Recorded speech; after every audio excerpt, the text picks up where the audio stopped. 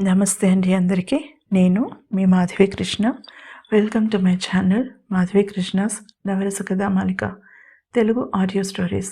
వినండి, వింటూనే ఉండండి ప్రతిరోజు సరికొత్త ఎపిసోడ్లని. ఈ కథలు కనుక మీకు నచ్చినట్లయితే తప్పకుండా లైక్ చేయండి.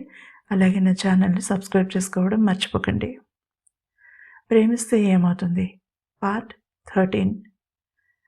మర్నాడు ఉదయం శరత్చంద్ర చెప్పినట్టుగానే యామిని నిద్రలేచే సమయానికి అతను పనంతా పూర్తి చేసి యూనివర్సిటీకి బయలుదేరి వెళ్ళిపోయాడు. యామిని నిద్రమత్తులో నుంచి తేరుకుని కళ్ళు తెరిచేసరికి ఇల్లంతా నిశ్శబ్దంగా ఉంది. కానీ ఆ నిశ్శబ్దంలో ఆమెకి ఒంటరితనం కనిపించలేదు. ఎందుకంటే అడుగడుగున ఆమె శరత్చంద్ర ప్రెసెన్స్ని ఫీల్ అవుతూనే ఉంది. ఆమె కళ్ళు తెరిచి తల కుడిపక్కకి తిప్పగానే పక్క తలదిండుకి ఒక పోస్ట్ ఇట్ అతికించి కనిపించింది. దాని మీద గుడ్ మార్నింగ్ స్లీపింగ్ బ్యూటీ అని అందమైన చేతిరాతలో రాసి ఉంది. అది శరత్చంద్ర చేతిరాతగా గుర్తించింది యామిని. గుడ్ మార్నింగ్ మనసులో మాట పైకే చెప్పింది నవ్వుతూ. ఒక్కసారిగా బద్ధకంగా ఒళ్ళు విరుచుకుని మంచం మీద నుంచి కాళ్ళు కింద పెట్టి నెమ్మదిగా బాత్రూమ్ వైపు నడిచింది. తలుపు తీసి అద్దం ముందు నిలబడగానే దాని మీద ఒక పోస్ట్ ఇట్ అతికించి కనిపించింది. Start your day with a fresh smile అని ఉంది. ఆమె ఈసారి పెద్దగా నవ్వుతూనే బ్రష్ అందుకుంది. ఆమె తయారై కిచెన్లోకి అడుగు పెట్టగానే కౌంటర్ మీద హాట్ ప్యాక్స్లో ఒకదాని మీద ఆమెకి ఈట్ మీ యాజ్ బ్రేక్ఫాస్ట్ అని, మరొక దాని మీద లంచ్ అని పోస్ట్ ఇట్స్ ఉన్నాయి. బ్రేక్ఫాస్ట్ తిన్నాక ఫ్రిడ్జ్ తెరిచి చూసింది. జ్యూస్ ప్యాక్ మీద డ్రింక్ మీ అని అతికించి ఉంది. కింద వెజిటబుల్స్ బాక్స్ మీద కుక్ మీ ఫర్ డిన్నర్ అని ఉంది. ఆమెకి ఎందుకో చాలా ఆనందంగా అనిపించింది. తను లేకపోయినా తన ప్రెజెన్స్ని అణువణువున ఫీల్ అయ్యేలా చేయడం చాలా తక్కువ మంది వ్యక్తులకే సాధ్యమవుతుంది. శరత్చంద్ర అద్భుతమైన వ్యక్తిత్వానికి అదొక మచ్చుతునుక.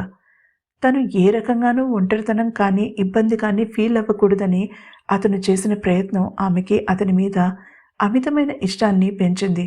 ఆమె అవన్నీ పూర్తి చేసిన తర్వాత ఒక విషయం గమనించింది. హాల్లోనూ కిచెన్లోనూ లైట్స్ వేసి ఉన్నాయి. ఆ స్విచ్ బోర్డ్స్ మీద డోంట్ స్విచ్ మీ ఆఫ్ అని ఉంది. మొదట ఆమెకి అర్థం కాలేదు. 5 నిమిషాల తర్వాత తట్టింది ఆమెకి. సాయంత్రం అతను వచ్చేసరికి ఆలస్యం అవ్వచ్చు. తను చీకట్లో ఒంటరిగా ఉండడానికి భయపడుతుంది కాబట్టి బయట వాళ్ళకి అనుమానం రాకుండా తనే బయటికి వెళ్ళేటప్పుడు ఆర్పడం మర్చిపోయినట్టుగా ఉండడం కోసం అలా చేశాడు. ఎవరికీ అనుమానం రాకుండా. అతని దూరదృష్టికి ఆశ్చర్యపోయిందామె. సాయంకాలం బాల్కనీలో నుంచి చల్లని గాలి వీస్తుంటే మంచం మీద కళ్ళు మూసుకుని పడుకుంది యామిని. ఇంతలో లీలగా ఒక మగ గొంతుతో ఎవరో మాట్లాడుతూ ఆమె చెవులకు చేరింది.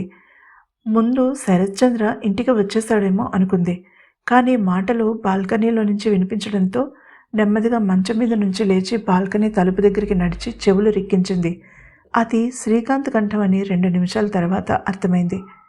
నేనేం చెయ్యను, అది ఎక్కడికి వెళ్ళిందో తెలియడం లేదు. 1 నిమిషం నిశ్శబ్దం. దాన్ని బట్టి అతను ఫోన్లో మాట్లాడుతున్నాడని ఆమెకి అర్థమైంది. తన గురించే మాట్లాడుతున్నాడని కూడా తెలుసుకుంది. కానీ అటు నుంచి మాట్లాడుతున్నది ఎవరో మాత్రం తెలియలేదు. పోనీ పోలీస్ రిపోర్ట్ ఇద్దామంటే మన విషయం బయటపడుతుందేమోనని భయంగా ఉంది. అతను అంటున్నాడు. అటు నుంచి ఏమన్నారో తెలియలేదు. లేదు, చెప్పలేదు అన్నాడు. బహుశా తన పేరెంట్స్కేమో అనుకుంది యామిని. ఎన్నో రోజులంటే ఏం చెప్పను. ఒక పని చేస్తాను. ఈ మ్యాటర్ సెటిల్ అయ్యేదాకా నీ దగ్గరే ఉంటాను, సరేనా? బుజ్జగిస్తున్నట్టుగా అంటున్నాడు శ్రీకాంత్ ఎవరితోనో. యామినికి ఆవేశం ముంచుకొచ్చింది. ఎంతటి సంస్కారహీనుడు! ఒక పక్క నుంచి భార్య కనిపించకుండా పోయింది. అయినా ఏ బాధ లేదు. తన ప్రియురాలని బ్రతిమాలుతున్నాడు. సరే, ఈ రాత్రి 9 నీ దగ్గరుంటాను, సరేనా? లేదు, వెళ్ళలేదు, అక్కడ లేదు, ఖచ్చితంగా చెప్పగలను. నాకు తెలిసి బాయ్ ఫ్రెండ్ ఎవడూ లేడు. ఇంకా ఏదేదో మాట్లాడుతూనే ఉన్నాడు శ్రీకాంత్. ఇక వినలేక తలుపు మూసేసింది. ఆమెకి కళ్ళ నీళ్లు తిరిగాయి. తన చేతకానితనం కాకుండా భార్య మీద నిందలు వేయడానికి సిద్ధమైపోతున్నాడు. తను ఇలా దిక్కులేని దానిలా పరాయి మగవాడి ఇంట్లో తలదాచుకోవడానికి కారణం అతను కాదు. దానికేం చెప్తాడు? దానిని కూడా తనకి అనువుగా ఉపయోగించుకుంటాడు దుర్మార్గుడు. తన కాళ్ళ మీద తను నిలబడే పరిస్థితులలో లేదు తను. అందుకే ఇలా రహస్యంగా తలదాచుకోవాల్సి వచ్చింది అనుకుంటూ వెక్కి వెక్కి ఏడ్చింది. ఉదయం నుంచి తన మనసులో నింపుకున్న ఆనందం ఎవరో ఊదేసినట్టుగా మాయమైపోగా తన భవిష్యత్తును గురించి దిగులుతో గుండె బరువెక్కింది. శరత్చంద్రకి అలా కనిపించిందామె తల్లి కడుపులో ఫీటస్ అలా ముడుచుకుని పడుకుని. అతను నిశ్శబ్దంగా గుమ్మం బయట నిలబడి ఆమె వంకే పరీక్షగా చూశాడు. ఎగిరిపడుతున్న ఆమె భుజాలు ఆమె ఏడుస్తోందని చెప్పకనే చెప్తున్నాయి. ఒక్క క్షణం అతని మనసంతా దిగులుతో నిండిపోయింది. చేపపిల్లల నవ్వుతూ తుళ్ళుతూ ఉండే ఆడపిల్ల తన భవిష్యత్తు మీద బెంగతో ఏడుస్తూ ఉంటే ఎవరికి మాత్రం బాధగా ఉండదు? అసలు ఆర్థిక స్వతంత్రం లేకుండా ఆడపిల్లకి పెళ్లి చేసే తల్లిదండ్రులని అనాలి ముందు అనుకున్నాడు శరత్చంద్ర. మౌనంగా వెనక్కి తిరిగి హాల్లోకి వెళ్ళి అప్పుడే వచ్చినట్టుగా బైక్ కీస్ బౌల్లో శబ్దం వచ్చేలా వేశాడు. యామిని లేచి బాత్రూంలోకి వెళ్తుందని తెలుసు. ఆమెకు ఆ టైం ఇవ్వడం కోసం అతను ముందుగా తన బెడ్రూమ్లోకి వెళ్ళి ఫ్రెష్ అయ్యి వచ్చాడు. కిచెన్లోకి వస్తూనే గిన్నెలన్నీ నీట్గా సర్ది ఉండడం గమనించాడు. హాట్ బాక్స్ ఓపెన్ చేసి చూశాడు. అన్నీ వేడిగా గుమగుమలాడుతూ తినడానికి రెడీగా ఉన్నాయి. అరే, వంట చేసావే, ఏడుస్తూ పడుకుంటావనుకున్నానే వెనక్కి తల తిప్పి చూడకుండానే అన్నాడు. తను చాలా నిశ్శబ్దంగా అడుగు పెట్టానని అనుకుంది. కానీ ఇతని చెవులు పాము చెవులు అనుకుంది కసిగా యామిని. పాములకి చెవులుండవు ఆమె మనసు తెలిసినట్టుగా అన్నాడు. నీ పర్ఫ్యూమ్ అన్నాడు తనే మళ్ళీ. నేను సెంట్ వాడను మామూలుగా ఉండడానికి ప్రయత్నిస్తూనే అంది. నలుపు రంగు sweat pants, grey colour t shirt, భుజాలకి అంటుకుని ఉన్న ఇంకా తడిగా ఉన్న జుట్టుతో చాలా హాట్గా ఉన్నాడు అతను. అంతవరకు ఆమె పడిన బాధ అతన్ని చూడగానే మంత్రం వేసినట్టుగా మాయమైపోయింది. పిచ్చి మనసు, తనని తానే తిట్టుకుందామె. అప్పుడు తిరిగాడతను ఆమె వైపు. కొద్దిగా వాచి ఎర్రగా ఉన్న ఆమె కళ్ళలోకి 2 నిమిషాల పాటు రెప్పవేయకుండా చూశాడు. నన్ను విడిచి ఉండలేవని ముద్దుగా చెప్తే నీతోనే ఉండేవాడినిగా. నీ ఆ అందమైన నల్లని కళ్ళు ఎర్రని కలువల్లా మారేదాకా నా గురించి ఏడవడం ఎందుకు? కళ్ళజోడు ముక్కు మీద నుంచి పైకి తోసుకుంటూ అన్నాడు. తన అందం మొహంలో ఎక్కడుందో అతనికి ఖచ్చితంగా తెలుసు. ఎలా చూస్తే అమ్మాయిలు పిచ్చెక్కిపోతారో అతనికి తెలిసినట్టుగా ఇంకెవరికీ తెలియదేమో. కింది పెదవి కొరుక్కుంటూ అనుకుంది యామిని. ప్రపంచమంతా మీ చుట్టూనే తిరుగుతుందనుకుంటున్నారా? కోపంగా చూస్తూ అడిగింది. అంతా కాదు, నీది అన్నాడు ఆమె వైపు అడిగేస్తూ. ఆమె ఒక అడుగు వెనక్కి వేసింది తడబడుతూ. రిలాక్స్డ్గా ఉండు యామిని, నాకు ఇప్పుడు భోజనం చేసే మూడ్ తప్ప వేరే ఏమీ లేదు. అయినా ఈసారి నువ్వు ముందు నా దగ్గరికి వస్తే కానీ నేను నిన్ను తాకను, ఐ ప్రామిస్ చెప్తూనే ఆమె వెనుకగా ఫ్రిడ్జ్ దగ్గరికి నడిచాడు. ఆమెకి ఒళ్ళు మండిపోయింది. అలా కలల్లో బ్రతుకుతూ ఉండడమే మీకు మిగిలేది విసురుగా గది బయటకు వెళ్తూ అంది.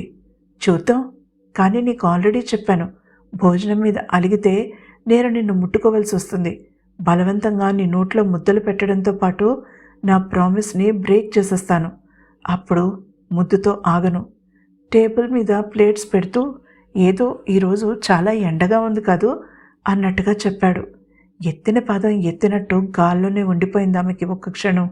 మరుక్షణం విసురుగా అతని వైపు తిరిగింది. మీకసలు అవతల వాళ్ళ పరిస్థితి అర్థం కాదా? కనీసం అయ్యో అన్న జాలి కూడా ఉండదా అడిగింది. ఆమె గొంతు పూడుకుపోయినట్టుగా మాట పీలగా వచ్చింది. అందులో కోపం కన్నా నిస్సహాయత ఎక్కువగా ఉంది. చేస్తున్న పని ఆపి ఆమె చేతిని పట్టుకోపోయి మధ్యలోనే ఆగిపోయాడు.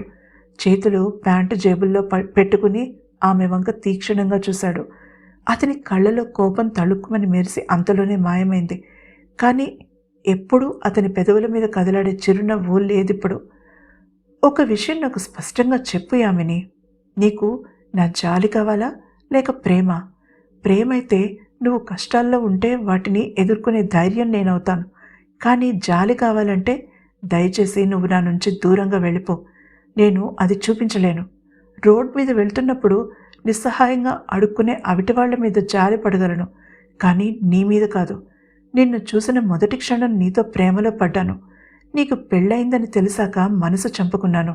మళ్ళీ నిన్ను ఈ పరిస్థితులలో చూశాక నీకు నేనున్నానని ధైర్యం ఇవ్వాలనుకున్నాను.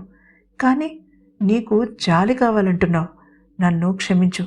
నీకు కావలసింది అదే అయితే నేనివ్వలేను అనేసి ఆమె వైపు తలతిప్పి కూడా చూడకుండా బయటికి వెళ్ళిపోయాడు.